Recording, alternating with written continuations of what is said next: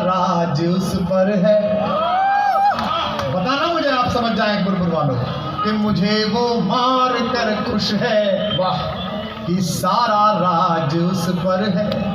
लेकिन शलभ श्री राम सिंह की जमीन पर पड़ रहा है, गीत के इतने बड़े व्यक्ति की जमीन पर पड़ रहा है कि मुझे वो मार कर खुश है कि सारा राज उस पर है। दाद मिले यकीनन कल है मेरा, आज बेशक आज उस पर है। यकीनन कल है मेरा, वाह, आज बेशक आज उस पर है। झगड़ा क्या था हमारा, मैं एक भी नाम नहीं लूंगा, आप समझ जाएं तो मुखरता के साथ देना।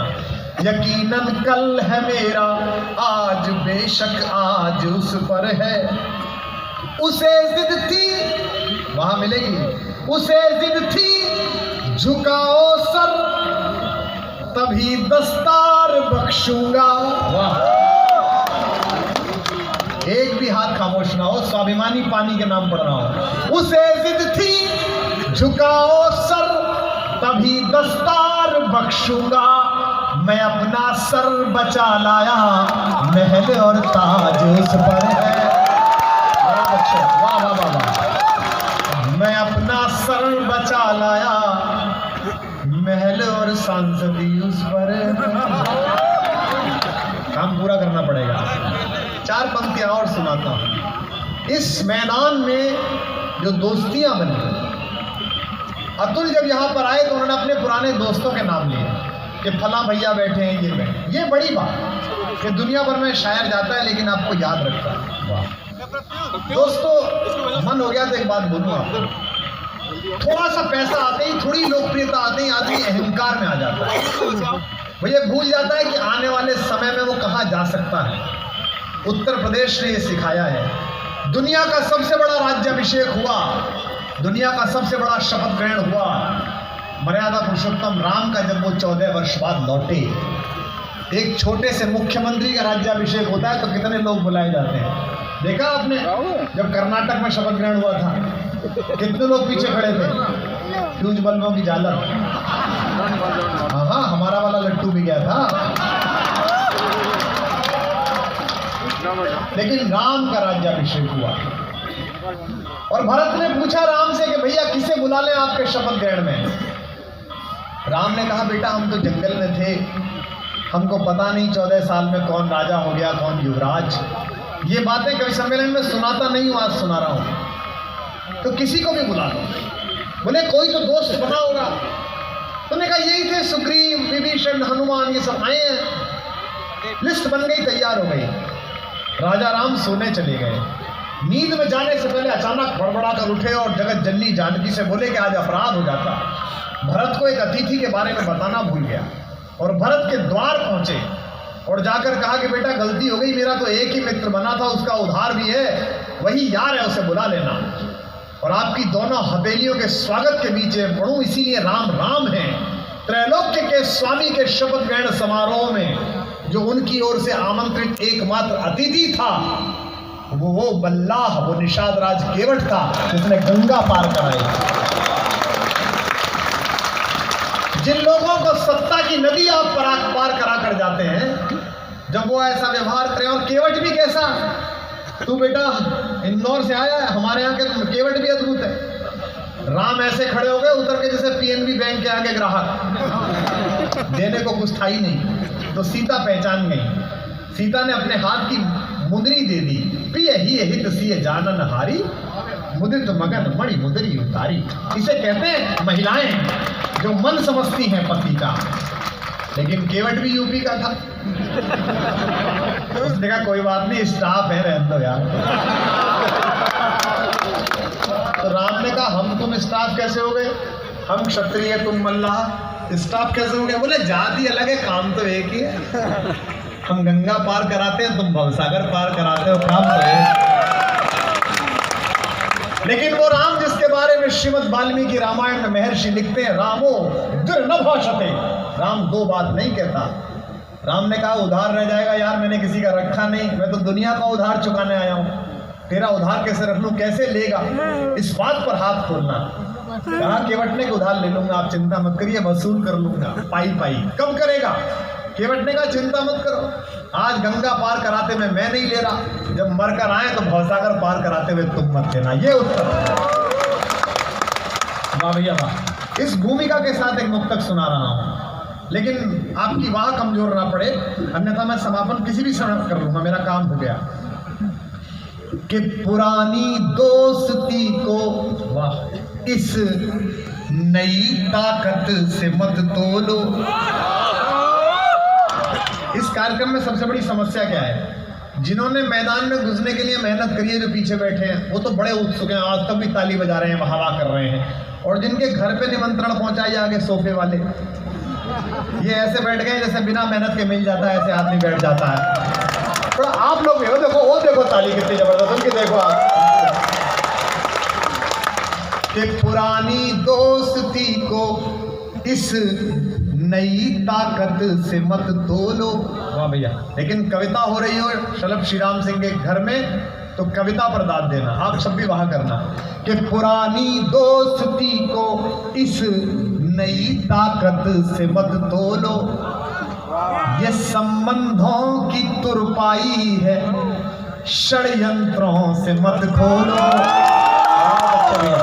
ये संबंधों की तुरपाई है, षड्यंत्रों से मत खोलो। अब केवल वो लोग वहां करें जो समझ जाए, दिल्ली तक बात जा रही है। ये संबंधों की तुरपाई है, षड्यंत्रों से मत खोलो। मेरे लहजे की छैनी से गढ़े कुछ देवता जो कल,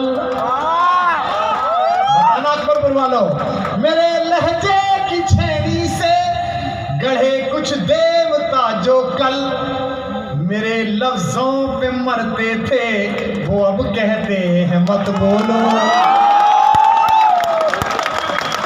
मेरे लफ्जों पे मरते थे, वो अब कहते हैं मत बोलो।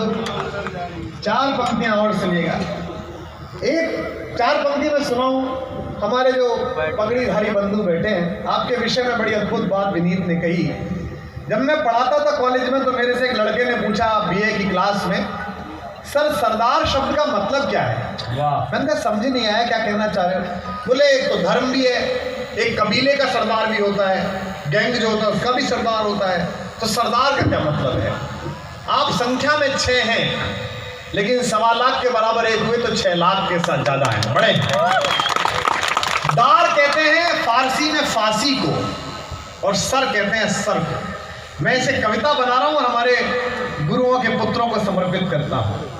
कि जो 2 दिल एक कर देता है, असली प्यार होता है।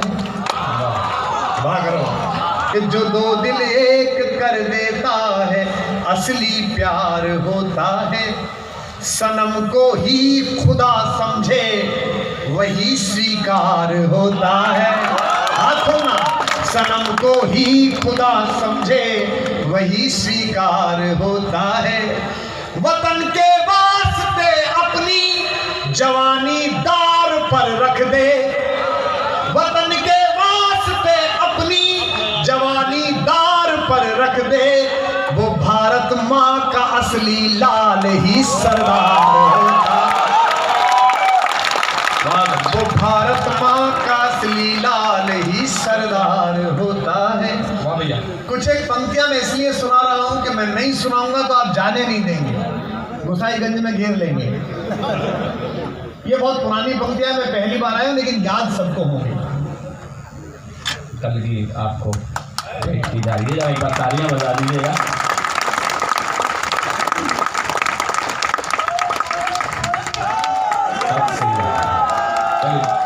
भेंट कर दीजिएगा, लगा हम लेंगे। शुक्रिया, बहुत बहुत धन्यवाद आपका, शुक्रिया। ये गुरु नानक देव जी के 550वें प्रकाश पर्व के पर्व पर अगर मुझे सम्मान मिला है तो इसके लिए मैं बहुत आभार है, बहुत बहुत आभार।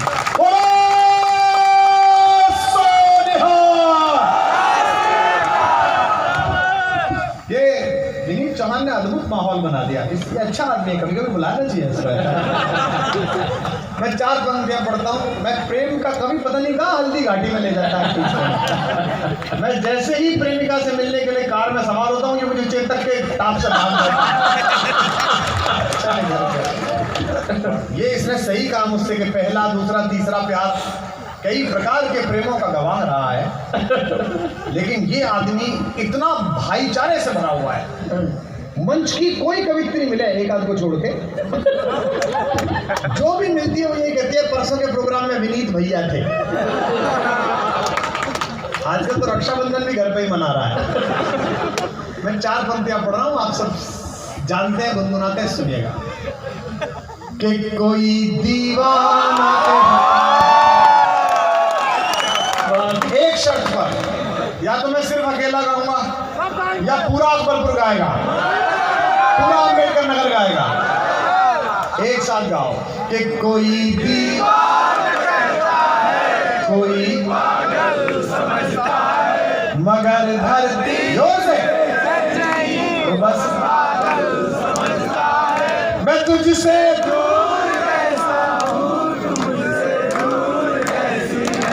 ये तेरा दिल समझता है, या मेरा दिल समझता है। भारत माता की वंदे मातरम। ये देखो, आपको बताऊं मैं 2004 में सांसद जी, क्या एक बार फिर भारत माता की जय। आज सुना रहा हूं, मैं 2004 में दुबई गया था। दुबई मुशायरे में पहली बार। वहाँ पाकिस्तान के 5 शायर आए थे और हिंदुस्तान के 5 सबसे बड़े कवि गए थे। तो मैं एयरपोर्ट पे पहुंचा तो मुझको एक पाकिस्तान का शायर मिला। उसने मुझसे कहा कि आपका नाम कुमार विश्वास है। मैंने कहा हाँ जी, पासपोर्ट में तो यही लिख रहा। और मैंने कहा हमारे यहाँ एक ही बनता है। ये कल समझ में आएगा, आराम से ताली बजाए, कोई गलती नहीं। बोला कोई बात नहीं, माशाअल्लाह आप हमारे पाकिस्तान में भी बहुत मकबूल हैं। अनवर भाई थे उस प्रोग्राम में। आप बड़े मकबूल हैं। लाहौर में, कराची में, इस्लामाबाद में लड़के मोबाइल में आपकी शायरी लेकर घूमते हैं। मैंने कहा जी अच्छी बात है, कोई ढंग की चीज लेके घूमते हैं, वरना आपके लड़के तो पूरी दुनिया में पता नहीं क्या क्या लेके घूमते हैं। बोले नहीं खैर, पर हमें आपसे एक शिकायत है। मैंने कहा वो तो 1947 से ही है। बोले नहीं, आपसे भी एक शिकायत है। तो मैंने कहा मैंने इसकी कौन सी बकरी खोल ली। बोले देखिए, जो आप सुनाते हैं ना, दीवाना कहता है, ये उर्दू की ग्रामर में खारिज है, खारिज। काफी नीचे से खे निकाला उसने। मैं पीछे हट के खड़ा हो गया। मैंने कहा कुछ और नहीं निकालने लगा। मैंने कहा मैं समझा नहीं। बोले पागल, बादल और दिल, इसका काफिया नहीं मिलता। काफिया काफी कफ इन्वेस्ट किया। अच्छा, मैंने कहा नहीं मिलता होगा, तू कार में बैठ जा। हम गए प्रोग्राम में। जब हम होटल में नीचे आए तो फिर अचकन वचकन पहन के, गुलाब का फूल लगा के, नेहरू जी का बाई प्रोडक्ट बना हुआ एकदम, आके फिर खड़ा हो गया। कुमार साहब ये खारिज है, खारिज। अच्छा, मैंने कहा तू प्रोग्राम में चल। वो पीछे हम बैठे थे ग्रीन रूम में, तो फिर आ गया कुमार साहब ये उर्दू के ग्रामर में। अरे मैंने कहा इसका खारिज अटक गया भाई। तो मैं उसे अंधेरे में ले गया। हमारे यूपी में कहते हैं खोपचे में। तो मैंने कहा इधर जाके इसका खारिज ठीक करूंगा। और मैंने उसके कंधे पे उस जगह हाथ रखा जहां से गर्दन शुरू होती थी। मैंने कहा अब बता क्या अटका हुआ है। तो वो डर गया। बोले नहीं आप गलत समझ रहे हैं, मैं सिर्फ ये कह रहा हूँ कि उर्दू के ग्रामर में खारिज। मैंने जो यूपी की ओर से उत्तर दिया, नींद खुल जानी चाहिए उसकी कराची में। बोला उर्दू के। मैंने कहा देख भाई उर्दू में खारिज है। बोले हाँ जी। मैंने कहा मैंने हिंदी में लिखा, जब स्विमिंग पूल हमारा तो चड्डी बनियान तेरे क्यों। तो गाइए, सुन मिलाइए खारिज एक तरफ कि मोहब्बत एक एहसासों की पावन सी कहानी है। वाह करो। मोहब्बत एक एहसासों की पावन सी कहानी है, कभी कबीरा दीवाना, यहाँ सब लोग कहते हैं। अगर दिल धड़का हो कभी जिंदगी में तो अगली लाइन जब खत्म हो तो दोनों हाथ आकाश में हो एक आदमी के आखिर तक। यहाँ सब लोग कहते हैं मेरी आंखों में आंसू है, जो तू समझे तो मोदी है, जो ना समझे।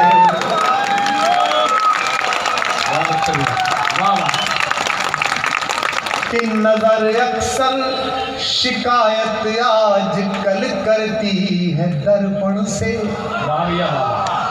हम गाओ साहब। कि नजर अक्सर शिकायत आज कल करती है दर्पण से। अब मैं कविता सुना रहा हूँ तो मुझे दाद देना। हमारे साथी मिले, हमारे बड़े भाई साहब बैठे हैं, परवेज खान साहब, NTPC में डिप्टी जनरल मैनेजर हैं। ये मेरे बड़े वाले भाई साहब के दोस्त हैं और आज तो सभ्यता के साथ कह रहे हैं कि बड़ा पॉपुलर हो गया। कूटा इन्होंने हमें बहुत है। हमारे टाइम में ज़रूरी नहीं होता था कि आपके बाप और आपके बड़े भाई ही आपको पीटे, उनके जितने दोस्त थे सब हाथ साफ करा करते थे। तो हम उसी योजना से पिट के यहाँ तक आए हैं। हमारे पिताजी अध्यापक थे, जो मास्टरों के बेटे उन्हें पता होगा कि जब मार्च अप्रैल में स्कूल कॉलेज बंद हो जाते हैं तो अध्यापक लोग बच्चे कूटने की प्रैक्टिस घर पे ही करते हैं। ये लाइन सुनिए। मुझसे कह रहे थे कि तू 25 साल 30 साल हो गए, ऐसा ही है जैसा पहले था। मैं पंक्ति पढ़ रहा हूँ भैया। कि नजर अक्सर शिकायत आज कल करती है दर्पण से। 2 बार पढ़ दिया, बहाने करी, फिर तीसरी बार पढ़ रहा हूँ। कि नजर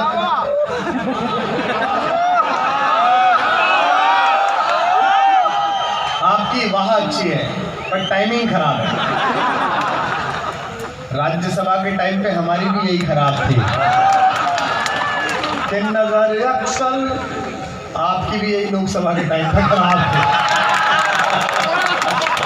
नजर अक्सर शिकायत। देखो यार पांडे जी, कोई दूसरा मजा ले, अपने मजे खुद लो। ये आके लेंगे और सामने नहीं लेंगे तो रास्ते में तो लेंगे है ना। हम पंजाब चुनाव लड़ने गए थे वीर जी, 100 सीट आ रही थी हमारी, 18 आई। तो विनीत चौहान मजे ले ला, क्यों भाई 100 आ रही थी, कहाँ रह गई? मैंने कहा क्या? बोले सीट। मैंने कहा टेंट हाउस में रह गई होंगी। तो बोले अच्छा तुम पंजाब गए, तुमने क्या सीखा? मैंने कहा पंजाब मस्ती की जगह, हमने पंजाब में मस्ती लेना सीखा। सरदार जी आग लग गई मैनू की, और ਤੁਹਾਡੇ घर में लग गई फिर तैनू की। कि नजर अक्सर शिकायत आज कल करती है दर्पण से। थकन भी चुटकियां लेने लगी है तन से और मन से। कहाँ तक हम संभाले उम्र का हर रोज गिरता घर। कहाँ तक हम संभाले उम्र का हर रोज गिरता घर। तुम अपनी याद का मलबा हटाओ दिल के आंगन से। अपनी याद का मलबा हटाओ दिल के आंगन से। और 4 पंक्तियां नई तरनों में पढ़ता हूँ। कि इस अधूरी जवानी का क्या फायदा, कि इस अधूरी जवानी। जितने लोग बैठे हैं कान से मत सुनो, दिल से सुनो मुझे। मेरे साथ गुनगुनाओ, जैसा भी गाते हो आपके अंदर तक पहुंचेगा। कि इस अधूरी जवानी का क्या फायदा। कितना सादा है, अगली लाइन आप बोल दोगे। इस अधूरी जवानी का क्या फायदा, बिन कथानक आए है, बिन कथानक कहानी का जिसमें धुल कर नजर भी पावन बनी। वाह वाह वाह। एक एक हाथ। जिसमें धुलकर नजर भी न पावन बनी, आंख में ऐसे पानी का क्या पाए, आंख में ऐसे पानी का क्या पाए। अच्छा, ये प्रेम में सुनिए आपने, इन्हीं पंक्तियों को राजनीति में सुनिए। हर लाइन पर एक नेता को याद करिए, दुगना मजा देगी।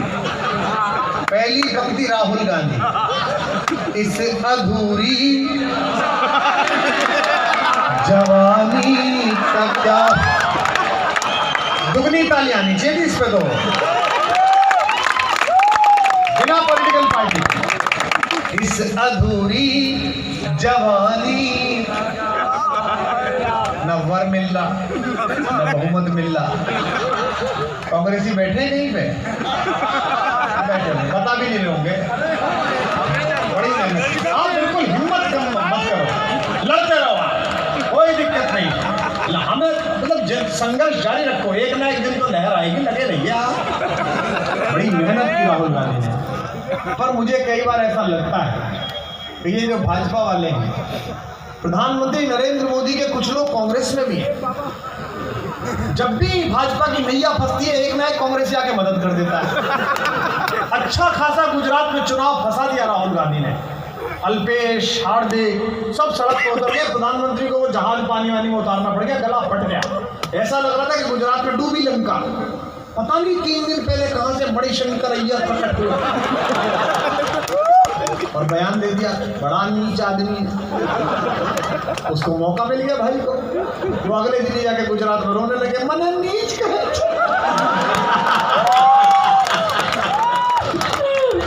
मने पापी कहे छे, मने हत्यारा कहे छे। वो मणिशंकर अय्यर बोला, यार मैंने तो एक ही गाली दी थी, साथ क्यों बोल रहे? मैंने कहा था ना, सबका साथ सबका विकास। तेरी गाली का कर दिया, तब पंक्ति सुना रहा हूं। देखो पॉलिटिकल हो गया, मत सुनना। हर लाइन, पहली लाइन राहुल गांधी, इस अधूरी जवानी का क्या। दूसरी पंक्ति प्रधानमंत्री नरेंद्र मोदी जी, बिन कथानक। बाबा, जो मित्रों मित्रों बोल के तुम्हारे प्रधानमंत्री ने हमारी भाइयों बहनों करी है, कहानी का क्या। अच्छा शंभू, ये बता, ये दूसरे पराये नेता थे, इनको एक एक लाइन दी, अपने नेता को 2 लाइन देनी चाहिए कि नहीं चाहिए? बताएं कि देनी चाहिए कि नहीं चाहिए? तो ताली उतनी ही बजनी चाहिए। अभी सुनो पहले से, कि बिन कथानक कहानी का क्या फायदा, जिसमें धुलकर नजर भी न पावन बनी। वाह, जिस कांग्रेस को 0 करा उसी के चरणों में लेटा मिला। आपका दर्द में हाथ चाहता हूं की तालियों के साथ। जिसमें धुलकर नजर भी न पावन बनी, आंख में ऐसे पानी का क्या पाए। बहुत अच्छा। कि दिन सब बैठो, बैठो, ये तुम पहली बार आए, आपको अभ्यास नहीं है, वरना दिल्ली में पूछो, हमने जिन सरकारों पे लिखा वो बैठ गई। कि दिन संवर जाएंगे तुम मिलो तो सही। गाओ, कि दिन संवर जाएंगे तुम मिलो तो सही। इंजीनियरिंग कॉलेज के फाइनल ईयर के लड़कों, काम न बन रहा हो तो ये 4 पंक्तियां व्हाट्सएप कर देना, 200% सफलता मिलेगी। आजमाया हुआ नुस्खा है विनीत चौहान का। कि दिन संवर जाएंगे तुम मिलो तो सही। वाह, जख्म भर जाएंगे तुम मिलो तो सही। रास्ते में खड़े 2 अधूरे